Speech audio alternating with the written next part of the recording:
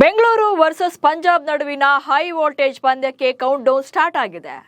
ಧರ್ಮಶಾಲಾದಲ್ಲಿ ನಡೆಯಲಿರುವಂತಹ ಈ ಪಂದ್ಯ play of ರೇಸ್ನಲ್ಲಿ big impact ಮಾಡಲಿದೆ. ಜೊತೆಗೆ ಇಲ್ಲಿ ಯಾರೇ ಗೆದ್ರೂ ಅಡ್ವಾಂಟೇಜಸ್ ಅಂತೂ ಇದ್ದೇ ಇದೆ.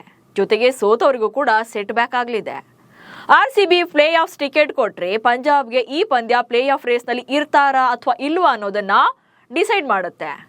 ಉಭಯ ತಂಡಗಳಿಗೆ ಈ ಪಂದ್ಯ ಎಷ್ಟು ಮುಖ್ಯವಾಗುತ್ತೆ, ಅದು ಅಲ್ಲದೆ ಬೆಂಗಳೂರು ತಂಡಕ್ಕೆ ಈ ಪಂದ್ಯದಲ್ಲಿರುವಂತಹ ಅಡ್ವಾಂಟೇಜಸ್ ಏನು, ಸೆಕೆಂಡ್ ಹಾಫ್ನಲ್ಲಿ ರಿದಮ್ ಕಳ್ಕೊಂಡಿದ್ದಾರಾ ಪಂಜಾಬ್ ಕಲಿಗಳು, ಈ ಬಗ್ಗೆ ಹೇಳ್ತೇನೆ. ನಾನು ಶಾಂತ. ನೀವು ಸುದ್ಯಾನದ ಸಬ್ಸ್ಕ್ರೈಬರ್ ಆಗೋದಕ್ಕೆ ಮರಿಬೇಡಿ. 19ನೇ ಸೀಸನ್ ಐಪಿಎಲ್ ಇನ್ನೇನು ಕ್ಲೈಮ್ಯಾಕ್ಸ್ ನತ್ತ ಕಾಲಿಡ್ತಾ ಇದೆ. ಟಾಪ್ 4 ಟಿಕೆಟ್ ಫೈಟ್ ನಲ್ಲಿರುವಂತಹ ಬೆಂಗಳೂರು ಹಾಗೆ ಪಂಜಾಬ್ ತಂಡಗಳು ಇವತ್ತು ಮುಖಾಮುಖಿಯಾಗಲಿವೆ. ಈ ಸೀಸನ್ ನಲ್ಲಿ ಉಭಯ ತಂಡಗಳಿಗೆ ಇದು ಮೊದಲ ಮ್ಯಾಚ್. ಬಟ್ ಲಾಸ್ಟ್ ಸೀಸನ್ ಅಲ್ಲಿ ಒಟ್ಟು 4 ಸಲ ಮುಖಾಮುಖಿಯಾಗಿದ್ದನ್ನಂತೂ ಮರೆಯೋಕ್ ಸಾಧ್ಯನೇ ಇಲ್ಲ. 2025ನೇ ಆವೃತ್ತಿಯ ಫೈನಲಿಸ್ಟ್ಗಳಾಗಿ ಬೆಂಗಳೂರು ಚಾಂಪಿಯನ್ ಆದ್ರೆ ಪಂಜಾಬ್ ತಂಡ ರನ್ನರ್ ಅಪ್ ಆಗಿತ್ತು. ಹೀಗಾಗಿ ಈ ಬ್ಯಾಟಲ್ ಕೂಡ ಸಿಕ್ಕಾಪಟ್ಟೆ ಮಜಾ ಇರುತ್ತೆ. ಹಾಗೆ ಪಂಜಾಬ್ ತಂಡಕ್ಕೆ ಈ ಪಂದ್ಯ ಈ ಸೀಸನ್ನ ಅಳಿವು ಉಳಿವಿನ ಪ್ರಶ್ನೆಯಾಗಿದೆ. ಪಂಜಾಬ್ ವಿರುದ್ಧ ಗೆದ್ದು play of ticket ಪಡೆಯುತ್ತಾ Bengaluru. Punjab ಮತ್ತು ಬೆಂಗಳೂರು ನಡುವಿನ ಈ ಪಂದ್ಯ ರಣರೋಚಕವಾಗಿರೋದ್ರಲ್ಲಿ ಅನುಮಾನನೇ ಇಲ್ಲ. ಯಾಕಂದ್ರೆ ಇಬ್ಬರೂ ಕೂಡ ಕಳೆದ ಸೀಸನ್ನ ಫೈನಲಿಸ್ಟ್ಗಳು, ಈ ಸೀಸನ್ನ ಟಫ್ ಕಾಂಪಿಟೇಟರ್ಸ್. ವಿಷಯ ಅಂದ್ರೆ ಲಾಸ್ಟ್ ಸೀಸನ್ ಅಲ್ಲಿ ಆರ್ಸಿಬಿ ಪಂಜಾಬ್ ವಿರುದ್ಧ ಕಂಪ್ಲೀಟ್ ಆಗಿ ಡಾಮಿನೇಟ್ ಮಾಡಿದೆ. ಬೆಂಗಳೂರಿನ ಚಿನ್ನಸ್ವಾಮಿ ಮೈದಾನದಲ್ಲಿ ಮೊದಲ ಬಾರಿಗೆ ಮುಖಾಮುಖಿಯಾಗಿದ್ರು ಅಂದ್ರೆ ಲಾಸ್ಟ್ ಸೀಸನ್ ಅಲ್ಲಿ. ಆ ಮ್ಯಾಚ್ ಅಲ್ಲಿ ಮಳೆ ಬಂದು 14 ಓವರ್ಗಳಿಗೆ ಆ ಪಂದ್ಯವನ್ನ ಸೀಮಿತವಾಗಿ ಮಾಡಲಾಗಿತ್ತು. ಬ್ಯಾಡ್ ಲಕ್ ಅಂದ್ರೆ ಆ ಮ್ಯಾಚ್ ಅಲ್ಲಿ ಫಸ್ಟ್ ಬ್ಯಾಟಿಂಗ್ ಅನ್ನ ಮಾಡಿದಂತ ಆರ್ಸಿಬಿ 95 ರನ್ಗಳನ್ನ ಮಾತ್ರ ಕಲೆ ಹಾಕಿದ್ದು. ಆಕ್ಚುಲಿ ಆ 95 ರನ್ಗಳಿಗೆ ಪ್ರಮುಖ ಕಾರಣ ಟೀಮ್ ಡೇವಿಡ್ ಅವತ್ತಿನ ಪಂದ್ಯದಲ್ಲಿ ಅರ್ಧ ಶತಕ ಬಾರಿಸ್ತಾರೆ. ಹೀಗಾಗಿ ಕೊನೆಗೆ ಚೇಸಿಂಗ್ಗೆ ಬಂದ ಪಂಜಾಬ್ ತಂಡ ಆ ಪಂದ್ಯವನ್ನ ಗೆದ್ದುಕೊಳ್ಳುತ್ತೆ. ಆದ್ರೆ ನೆಕ್ಸ್ಟ್ ರಿವೆಂಜ್ ಬ್ಯಾಟಲ್ ನಲ್ಲಿ ಗೆದ್ದು ಆರ್ಸಿಬಿ ಪಂಜಾಬ್ ವಿರುದ್ಧ ಬೆಂಗಳೂರಿನ ಸೋಲಿಗೆ ಅವರ ತವರಿನಲ್ಲೇ ಸೋಲಿಸಿ ಸೇಡನ್ನ ತೀರಿಸಿಕೊಳ್ತಾರೆ. ಅದಾದ ಬಳಿಕ ಎರಡೂ ತಂಡಗಳು ಟಾಪ್ 1 ಹಾಗೆ ಟಾಪ್ 2 ನಲ್ಲಿ ಲೀಗ್ ಹಂತವನ್ನ ಮುಗಿಸಿ ಕ್ವಾಲಿಫೈಯರ್ 1 ನಲ್ಲಿ ಆ ಸೀಸನ್ ಅಲ್ಲಿ 3ನೇ ಬಾರಿಗೆ ಮುಖಾಮುಖಿ ಆಗ್ತಾರೆ. ಇಂಟ್ರೆಸ್ಟಿಂಗ್ ವಿಚಾರ ಅಂದ್ರೆ ಇಲ್ಲಿ ಕೂಡ ಬೆಂಗಳೂರೇ ಗೆದ್ದು ಬೀಗಿತ್ತು. ಸೊ ನೆಕ್ಸ್ಟ್ ಸೀನ್ ಕಟ್ ಮಾಡಿದ್ರೆ ಇದೇ ಪಂಜಾಬ್ ಕಿಂಗ್ಸ್ ತಂಡ ಮತ್ತೆ ಕ್ವಾಲಿಫೈರ್ 2 ನಲ್ಲಿ ಗೆದ್ದು ಫೈನಲ್ಗೆ ಲಗ್ಗೆ ಇಡ್ತಾರೆ. ಫೈನಲ್ ನಲ್ಲೂ ಕೂಡ ಪಂಜಾಬ್ ತಂಡವನ್ನ 6 ರನ್ಗಳಿಂದ ಸೋಲಿಸಿ ಬೆಂಗಳೂರು ತಂಡ ಟ್ರೋಫಿಗೆ ಮುತ್ತಿಡುತ್ತೆ. ಸೊ ಈ ಗೆಲುವು ತುಂಬಾನೇ ಸ್ಪೆಷಲ್ ಬೆಂಗಳೂರು ತಂಡಕ್ಕೆ. ಹೀಗಾಗಿ ಕಳೆದ 4 ಪಂದ್ಯಗಳಲ್ಲಿ ಆರ್ಸಿಬಿ 3 ಮ್ಯಾಚ್ಗಳನ್ನ ಗೆದ್ದು ಮೇಲುಗೈ ಸಾಧಿಸಿರೋದು ಇಲ್ಲಿ ಪಂಜಾಬ್ ವಿರುದ್ಧ ಕ್ಲಿಯರ್ ಆಗಿ ಗೊತ್ತಾಗ್ತಿದೆ. ಹಾಗೆ ಈ ಪಂದ್ಯವನ್ನು ಕೂಡ ಗೆಲ್ಲುವಂತ ಹಾಟ್ ಫೇವರೇಟ್ ಟೀಮ್ ಆಗಿದೆ. ಹೇಗೆ ಅನ್ನೋದನ್ನ ನೋಡ್ತಾ ಹೋಗೋಣ. ಪ್ರಸ್ತುತ ಮುಂಬೈ ಹಾಗೆ ಕೋಲ್ಕತ್ತಾ ವಿರುದ್ಧ ಗೆದ್ದು ಬರ್ತಿರುವಂತ ಬೆಂಗಳೂರು ತಂಡ. ಸದ್ಯ ಆರ್ಸಿಬಿ ಈಗ ಪಂಜಾಬ್ ವಿರುದ್ಧದ ಪಂದ್ಯಕ್ಕೆ ಈಗ ವಿನ್ನಿಂಗ್ ಟ್ರ್ಯಾಕ್ ನಲ್ಲೇ ಬರ್ತಾ ಇರುವಂತದ್ದು. ಮುಂಬೈ ವಿರುದ್ಧದ ಮ್ಯಾಚ್ ಅಲ್ಲಿ 1 ರನ್ಗಳ ರಣರೋಚಕ ಗೆಲುವನ್ನಂತೂ ಲಾಸ್ಟ್ ಬಾಲ್ ಅಲ್ಲಿ ಮರೆಯೋಕ್ ಸಾಧ್ಯನೇ ಇಲ್ಲ. ಲಾಸ್ಟ್ ಬಾಲ್ 2 ರನ್ ರಸಿಕ್ ಸಲಾಮ್ದಾರ್ ಹಾಗೆ ಭುವಿ ಮ್ಯಾಜಿಕ್ ಮಾಡಿದ್ದು, ಹಾಗೆ ಆ ಪಂದ್ಯವನ್ನ ಗೆದ್ದಿದ್ದು ಅದ್ಭುತವಾದಂತ ಯಾವುದೇ ಥ್ರಿಲ್ಲರ್ ಮೂವಿಗೂ ಕೂಡ ಕಡಿಮೆ ಇರಲಿಲ್ಲ. ಸೊ ಆ ಗೆಲುವನ್ನ ಇಡೀ ಸೀಸನ್ ಆರ್ಸಿಬಿ ಅಭಿಮಾನಿಗಳು ಮರೆಯೋಕ್ ಸಾಧ್ಯನೇ ಇಲ್ಲ. ಹಾಗೆ ಮುಂಬೈ ವಿರುದ್ಧ ಗೆದ್ದು ಅಲ್ಲಿಂದ ನೆಕ್ಸ್ಟ್ ಅದೇ ರಾಯ್ಪುರ ಮೈದಾನದಲ್ಲಿ ಕೋಲ್ಕತ್ತಾ ವಿರುದ್ಧ ಕೂಡ ಗೆದ್ದು ಬರ್ತಿರುವಂತ ಬೆಂಗಳೂರು. ಕೋಲ್ಕತ್ತಾ ವಿರುದ್ಧದ ಮ್ಯಾಚ್ ಅಲ್ಲಿ ಕಿಂಗ್ ವಿರಾಟ್ ಕೊಹ್ಲಿ ಅವರು ಶತಕವನ್ನ ಬಾರಿಸಿ ಮಿಂಚಿರ್ತಾರೆ. ಸೊ ಕೋಲ್ಕತ್ತಾ ಏನು 49ಗೆ ಟ್ರೋಲ್ ಮಾಡಿದ್ವಿ ಅಂತ ಹೇಳಿ ಅನ್ಕೊಂಡು ಬಂದಿದ್ರು ಸೀಸನ್ಗೆ. ಸೊ ಅವರನ್ನ ಪ್ಲೇ ಆಫ್ ರೇಸ್ ನಿಂದ ಹೊರಗಾಕಿದ್ದೆ ಬೆಂಗಳೂರು ತಂಡ.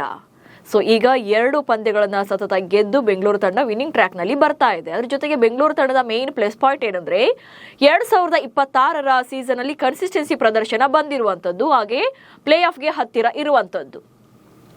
ಈ ಸೀಸನ್ ಅಲ್ಲಿ ಆರ್ಸಿಬಿ ಇದುವರೆಗೂ ಕೂಡ ಹ್ಯಾಟ್ರಿಕ್ ವಿಕ್ಟರಿಯನ್ನ ಗೆದ್ದಿಲ್ಲ. ಅಂದ್ರೆ 2 ಪಂದ್ಯ ಗೆಲ್ತಾರೆ, 3ನೇ ಪಂದ್ಯವನ್ನ ಸೋತಿದ್ದಾರೆ. ಸೊ ಹೀಗೆ ಬಂದಿತ್ತು. ಬಟ್ ಲಾಸ್ಟ್ ಏನಂದ್ರೆ ಗುಜರಾತ್ ವಿರುದ್ಧ ಹಾಗೆ ಲಕ್ನೋ ವಿರುದ್ಧ ಬ್ಯಾಕ್ ಟು ಬ್ಯಾಕ್ ಪಂದ್ಯವನ್ನ ಸೋಲ್ಬೇಕಾಯ್ತು ಆರ್ಸಿಬಿ. ಆದ್ರೆ ಅದೇ ನಂತರ ಮತ್ತೆ 2 ಪಂದ್ಯಗಳನ್ನ ಗೆದ್ದು ಕಂಬ್ಯಾಕ್ ಮಾಡಿರುವಂಥದ್ದು. ಅಂದ್ರೆ ಇಲ್ಲಿ ಸತತವಾಗಿ ಪಂದ್ಯಗಳನ್ನ ಸೋತಿಲ್ಲ, ಜೊತೆಗೆ ಸತತವಾಗಿ ಪಂದ್ಯಗಳನ್ನ ಗೆದ್ದಿಲ್ಲ. ಸೊ ಇದು ಒಂದು ರೀತಿಯಾಗಿ ಬ್ಯಾಲೆನ್ಸ್ ಮಾಡ್ಕೊಂಡು ಬರ್ತಾ ಇರೋದು. ಸೊ ಮಿಡ್ಲಲ್ಲಿ 1 ಪಂದ್ಯವನ್ನ ಸೋತಾಗ ಸೊ ಗೊತ್ತಾಗುತ್ತೆ ಹೇಗೆ ಕಂಬ್ಯಾಕ್ ಮಾಡಬೇಕು, ಅದರಲ್ಲಾದಂಥ ಮಿಸ್ಟೇಕ್ಸ್ ಏನು, ಎಲ್ಲಿ ಎಡುತ್ತಾ ಇದ್ದೀವಿ ಅನ್ನೋದು ಗೊತ್ತಾಗುತ್ತೆ. ಸೊ ಇದೇ ಕಾರಣಕ್ಕೆ ಮುಂಬೈ ವಿರುದ್ಧದ ಮ್ಯಾಚ್ ಅಲ್ಲಿ ಈಸಿ ಅನ್ಸಿದ್ದ ಪಂದ್ಯವನ್ನ ಲಾಸ್ಟ್ ಬಾಲ್ ವರೆಗೂ ಕೂಡ ತಗೊಂಡೋಗಿದ್ದು ಗೊತ್ತಾಗಿದ ಮೇಲೆ ಕೋಲ್ಕತ್ತಾ ವಿರುದ್ಧದ ಮ್ಯಾಚ್ ಅಲ್ಲಿ ಪ್ಲೇಯಿಂಗ್ 11 ನಲ್ಲಿ 2 ಬದಲಾವಣೆಗಳನ್ನ ಮಾಡಿಕೊಂಡು ಬರ್ತಾರೆ. ಶೆಫರ್ಡ್ ಹಾಗೆ ಇವರನ್ನ ಸುಯಾ ಶರ್ಮಾರನ್ನ ಪ್ಲೇಯಿಂಗ್ 11 ಹೊರಗಿಡ್ತಾರೆ, ಜೊತೆಗೆ ಪ್ಲೇಯಿಂಗ್ 11 ಚೇಂಜ್ ಮಾಡ್ಕೊಳ್ತಾರೆ. ಸೊ ಇಲ್ಲಿ ಸೋಲ್ ಅಂತ ಬಂದಾಗಲೇ ಒಂದು ತಂಡದ ಪ್ಲಸ್ ಏನು ಮೈನಸ್ ಏನು ಅನ್ನೋದು ಗೊತ್ತಾಗೋದು. ಬಟ್ ಲಾಸ್ಟ್ ಮೂಮೆಂಟ್ ಅಲ್ಲಿ ಸೋತಾಗ ಅದು ಕೈ ತಪ್ಪಿ ಹೋಗುವಂತ ಚಾನ್ಸಸ್ ಇರುತ್ತೆ. ಸದ್ಯ ಪಂಜಾಬ್ ತಂಡಕ್ಕೆ ಆಗ್ತಾ ಇರುವಂತದ್ದು ಕೂಡ ಇದೆ. ಫಸ್ಟ್ ಹಾಫ್ ನಲ್ಲಿ ಕಂಪ್ಲೀಟ್ ಆಗಿ ಸೋಲೆ ಕಾಣದೆ ಬಂದವರು ಸೆಕೆಂಡ್ ಹಾಫ್ ನಲ್ಲಿ ಒಂದು ಪಂದ್ಯವನ್ನ ಗೆಲ್ಲೋಕೆ ಸಾಧ್ಯವಾಗಿಲ್ಲ ಅಂದ್ರೆ ಇದೇ ಕಾರಣಕ್ಕೆ. ಬಟ್ RCB ಈ ವಿಚಾರದಲ್ಲಿ ಕನ್ಸಿಸ್ಟೆನ್ಸಿ ಪ್ರದರ್ಶನ ಬರ್ತಾ ಇದೆ. ಒಂದ್ ಮ್ಯಾಚ್ ಸೋತ್ರು ಕೂಡ ನೆಕ್ಸ್ಟ್ ಕಮ್ ಬ್ಯಾಕ್ ಮಾಡ್ತಾ ಇರೋದು ಪ್ಲಸ್ ಆಗ್ತಾ ಇದೆ. ಜೊತೆಗೆ ಪ್ಲೇ ಆಫ್ ರೇಸ್ ನಲ್ಲಿ ಹತ್ತಿರ ಕೂಡ ಇದ್ದಾರೆ ಬೆಂಗಳೂರು ತಂಡ. ಸೊ ಅಂತ ದೊಡ್ಡ ಪ್ರೆಷರ್ ಅಂತ ಏನಿಲ್ಲ. ಇನ್ನು ಬ್ಯಾಟಿಂಗ್ ಹಾಗೆ ಬೌಲಿಂಗ್ ಬ್ಯಾಲೆನ್ಸ್ ಇದ್ದು ಟಫ್ ಫೈಟ್ ಅನ್ನ ಕೊಡ್ತಾ ಇರುವಂತದ್ದು. ಎಸ್, RCB ಈ ಸಲ ಬ್ಯಾಟಿಂಗ್ ನಲ್ಲೂ ಕೂಡ ಬೊಂಬಾಟಾಗಿ ಪ್ರದರ್ಶನ ನೀಡಿದೆ. ಜೊತೆಗೆ ಬೌಲಿಂಗ್ ಅಂತ ಬಂದಾಗಲೂ ಕೂಡ ಬ್ಯಾಲೆನ್ಸ್ ಇದೆ. ಸೊ ಈ ಸೀಸನ್ ನಲ್ಲಿ ಚೆನ್ನೈ ವಿರುದ್ಧ 250 ರನ್ ಹೊಡೆದಿದ್ದನ್ನ ಬೆಂಗಳೂರು ತಂಡ ಮರೆಯೋಕ್ಕಾಗಲ್ಲ. ಸೊ ಈ ಸ್ಕೋರು ಬೆಂಗಳೂರು ತಂಡದ ಬ್ಯಾಟಿಂಗ್ ಲೈನ್ ಅಪ್ ಎಷ್ಟು ಚೆನ್ನಾಗಿದೆ ಅನ್ನೋದನ್ನ ತೋರಿಸುತ್ತೆ. ಅನಂತರ ಬೌಲಿಂಗ್ ಅಂತ ಬಂದಾಗ ಡೆಲ್ಲಿ ಕ್ಯಾಪಿಟಲ್ಸ್ ವಿರುದ್ಧ 75 ರನ್ಗಳಿಗೆ ಆಲ್ಔಟ್ ಮಾಡಿದ್ದನ್ನು ಕೂಡ ಮರೆಯೋಕ್ಕಾಗಲ್ಲ. ಸೊ ಇಂಥ ಎರಡೂ ಕಡೆಯಿಂದಲೂ ಕೂಡ ಬ್ಯಾಲೆನ್ಸ್ ಇರುವಂತದ್ದು ಇಲ್ಲಿ ಗೊತ್ತಾಗ್ತಾ ಇರುವಂತದ್ದು. ಹಾಗೆ ಟಫ್ ಫೈಟ್ ಅನ್ನ ಕೊಡ್ತಾ ಇದ್ದಾರೆ. ಅಂಡ್ ಕಳೆದ 4 ಪಂದ್ಯಗಳಲ್ಲಿ ಪಂಜಾಬ್ ವಿರುದ್ಧ 3ರಲ್ಲಿ ಗೆಲುವನ್ನ ಸಾಧಿಸಿರುವಂತದ್ದು.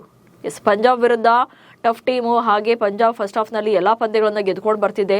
ಸೊ ಈ ಪಂದ್ಯದಲ್ಲಿ ಅವ್ರು ಗೆಲ್ಲಲೇಬೇಕಾದಂತ ಪ್ರೆಷರ್ ಇರುತ್ತೆ. ಸೊ ಹೀಗಾಗಿ ಪಂಜಾಬ್ ಫೈಟ್ ಕೊಡ್ಬೋದು ಅನ್ಕೊಂಡ್ರು ಕೂಡ ಪಂಜಾಬ್ ವಿರುದ್ಧ ಕಳೆದ 4 ಪಂದ್ಯಗಳಲ್ಲಿ ಬೆಂಗಳೂರು ತಂಡ 3 ಸಲ ಗೆದ್ದಿರೋದ್ರಿಂದ ಪಂಜಾಬ್ ವಿರುದ್ಧ ಅದೇ ಮೈಂಡ್ ಸೆಟ್ ನಲ್ಲೇ ಕಣಕ್ಕಿಳಿತಾರೆ. ಜೊತೆಗೆ ಅಷ್ಟೇ ಡಾಮಿನೇಟ್ ಅನ್ನ ಕಂಟಿನ್ಯೂ ಮಾಡ್ತಾರೆ. ಬಟ್ ಇಲ್ಲಿ ಪ್ರೆಷರ್ ಇರುವಂತದ್ದು ಪಂಜಾಬ್ ತಂಡಕ್ಕೆ. ಯಾಕಂದ್ರೆ ಅವರು ಪ್ಲೇ ಆಫ್ ರೇಸ್ ನಲ್ಲಿ ಉಳಿತಾರ ಇಲ್ವಾ ಅನ್ನೋದನ್ನ ಬೆಂಗಳೂರು ವಿರುದ್ಧದ ಪಂದ್ಯ ಡಿಸೈಡ್ ಮಾಡೋದ್ರಿಂದ ಕಂಪ್ಲೀಟ್ ಆಗಿ ಶ್ರೇಯಸ್ ಅಯ್ಯರ್ ಪಡೆ ಅಂಡರ್ ಪ್ರೆಷರ್ ನಲ್ಲಿ ಇರ್ತಾರೆ. ಸೊ ಹೀಗಾಗಿ ಅವರು ಬಿಗ್ ಸ್ಕೋರ್ ಅಥವಾ ಅಂಡರ್ ಪ್ರೆಷರ್ ನಲ್ಲಿ ಯಾವುದೇ ರೀತಿಯಾದಂತಹ ಎಡವಟ್ಟುಗಳನ್ನ ಮಾಡ್ಕೊಳ್ಳೋಕ್ಕೂ ಕೂಡ ಅವಕಾಶ ಇರುತ್ತೆ.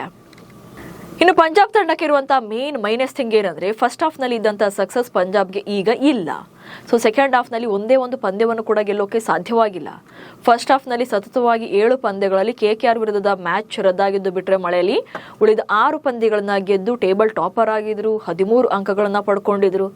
ಬಟ್ ಬ್ಯಾಡ್ ಲಕ್ ಏನಂದ್ರೆ ಸೆಕೆಂಡ್ ಹಾಫ್ ನಲ್ಲಿ 5 ಪಂದ್ಯ 1, 2, 3, 4, 5 ಅಂತೇಳಿ ಸತತವಾಗಿ 5 ಪಂದ್ಯಗಳನ್ನ ಸೋತಿರುವಂತದ್ದು. ಯಾವಾಗ ರಾಜಸ್ಥಾನ ವಿರುದ್ಧದ ಪಂದ್ಯವನ್ನ ಸೋಲ್ತಾರೋ ಸೊ ಅಲ್ಲಿಂದ ಅವರಿಗೆ ಬ್ಯಾಡ್ ಲಕ್ ಸ್ಟಾರ್ಟ್ ಆಗಿರುವಂತದ್ದು ಅಂದ ಪಾಯಿಂಟ್. ಹಾಗೆ ಪಂಜಾಬ್ ತಂಡ ರಾಜಸ್ಥಾನ ವಿರುದ್ಧದ ಪಂದ್ಯದಲ್ಲಿ RCB ವಿರುದ್ಧ 49ಕ್ಕೆ ಆಲ್ಔಟ್ ಆಗಿದ್ದನ್ನ ವ್ಯಂಗ್ಯ ಮಾಡೋ ರೀತಿಯಲ್ಲಿ ಒಂದು ರೀತಿಯಾದಂತಹ ಪೋಸ್ಟ್ ಅನ್ನ ಹಾಕಿದ್ರು. ಅದೇ ಬ್ಯಾಡ್ ಲಕ್ ಏನೋ ಬಹುಶಃ ಅವರಿಗೆ.